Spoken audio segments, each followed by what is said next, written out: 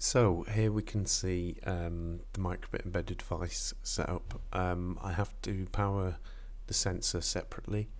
There's some issues with powering it off the board. It's meant to run off 3.3 volts or something, or 3 volts. But there's some interference, or it's not just getting quite enough power.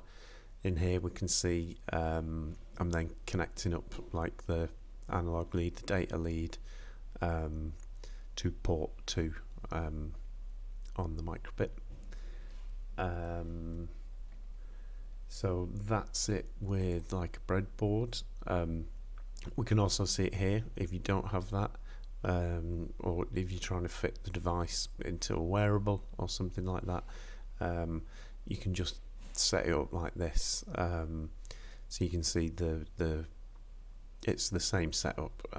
We've just got rid of the breadboard, and we're using a clip to go directly onto the Microbit, and then you could battery power the Microbit.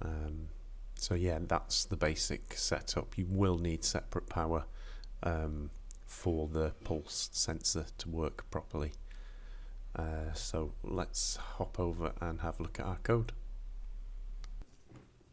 Okay, so this is the MakeCode editor, and we've had a quick look at how we'll set up our Microbit with the pulse sensor initially. So let's have a quick look at the code that we're going to put in there. So on my start, I just wanted to show a string so I actually know it's on, and that it's the pulse sensor unit. So I'm just going to put show string PS there when it goes on, and I will have to set up my serial connection. So on this block here and this block here.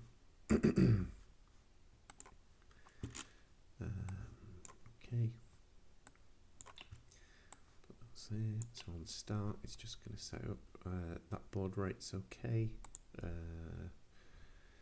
USB to TX, USB RX, and now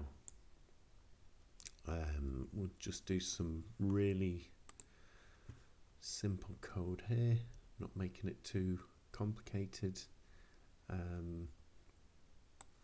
We'll pass our data as a string, and that string is going to be written from port 2. Okay, you've got 0, 1 and 2. We're doing it from 2. You can set it up differently if you want, and then I am just going to write a blank line to help me deal with the values, so that we don't just get one big long continuous reading. And then I'm just going to put in a little pause for, let's just say 200 ms, and that will just slow down the amount of data that's coming in, so I can kind of read it and analyze it. So we have a look at our Python in the background there. So show string PS, that's the serial connection there. Then we're creating the on forever function, and in that we're just saying write as a string the data from analog pin 2. Then we're saying stick in a blank line. Then we're saying have a little pause, and it will just keep on looping through that. So that's our basic code for testing. So I'll just flash that over to the Microbit. Okay, that's on our Microbit. So now let's jump across and have a look at our Python script that we'll have running on our computer. Here's Thonny, our editor, and first off I am going to import import serial and import time.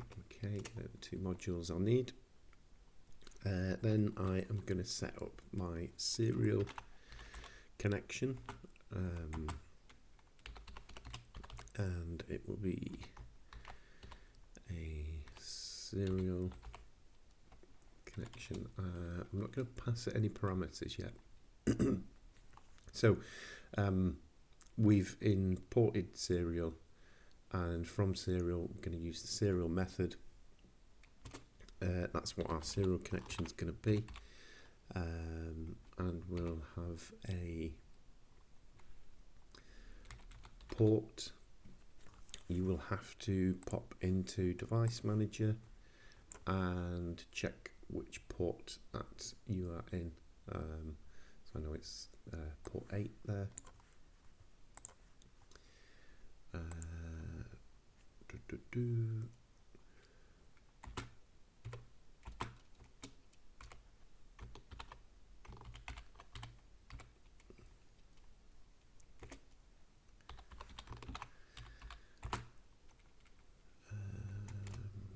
Baud rate.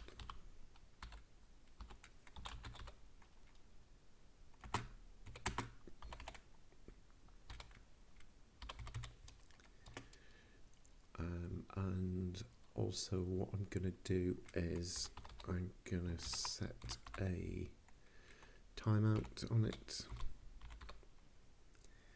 so that if something untoward happens, that it'll just close off after a second. Won't keep on trying to do it. Then we can open this connection.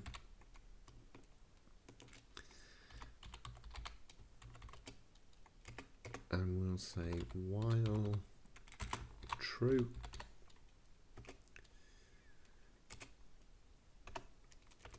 And let's see, import the data from the Microbit. So say Microbit data is equal to what's coming over the serial connection. And then let's just print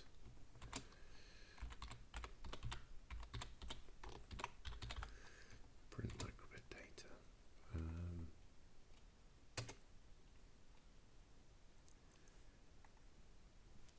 Okay, let's save that.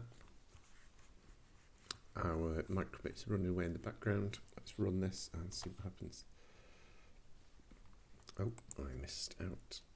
Colon there. Let's run this. Okay, so we can see we're getting measurements in from our pulse sensor. If we've got 200 millisecond delay, we should have we're getting 4 or 5 measurements per second, and that's probably something that I would expect to see. Let me see if I put my finger on the sensor. Yep, we can see there when my finger goes on, I'm getting different readings than the background noise.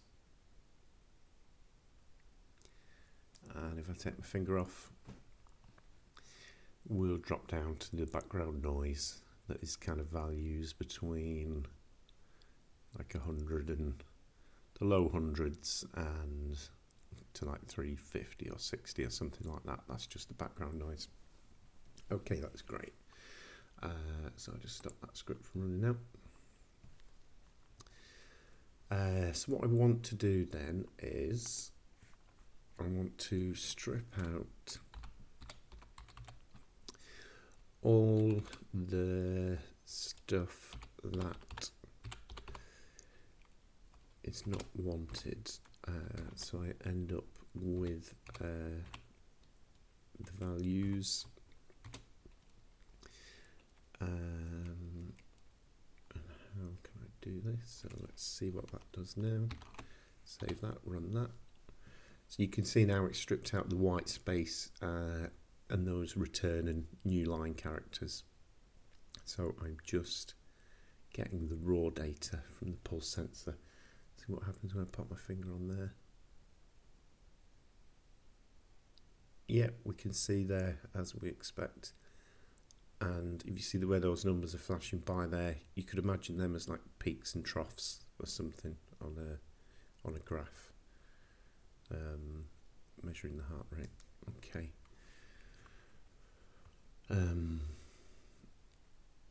So that is really just the basics of testing your sensor. That's enough of a script to test it.